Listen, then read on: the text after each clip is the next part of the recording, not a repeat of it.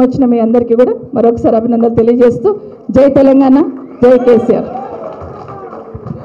ఇప్పుడు అక్క చెప్పింది కరెక్టే.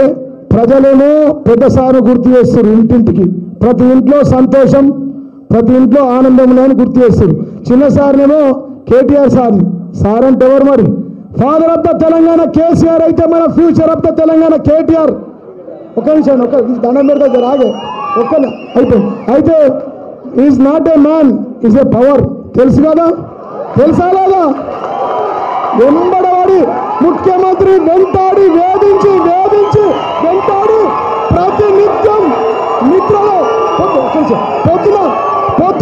పొద్దున కేసీఆర్ కు ఒక నిమిషం బ్రేక్ఫాస్ట్ కేసీఆర్ లేదు, నిద్ర పడతలేదు. డమ్మి ముఖ్యమంత్రి రేవంత్ రెడ్డి గారికి రాత్రి నిద్రలో కేటీఆర్ అని అత్తుండు.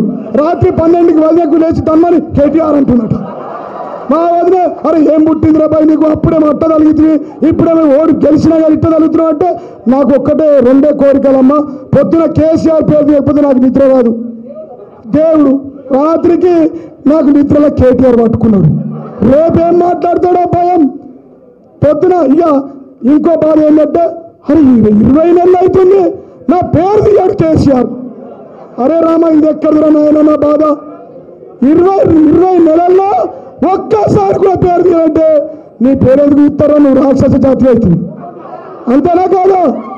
అందుకోసమే మా కేటీఆర్ అన్న బిడ్డ ముఖ్యమంత్రి రేవంత్ రెడ్డి చెప్తా ఉన్నా నీకు, ఆయన 3 ఫేజ్ల కరెంటు ఆయన ముట్టుకుంటూ అంటే బాడీ మోసం అయిపోతావు. అంతేనా అన్న? సారీ అన్న. ఇప్పుడు మన యువ నాయకుడు కేటీఆర్ గారిని మాట్లాడవలసి కోరుతాం. జై తెలంగాణ, జై తెలంగాణ. ఒక్కసారి అన్ని ఇప్పటికి వెళ్ళేవారు. కేసీఆర్ గారి నాయకత్వం.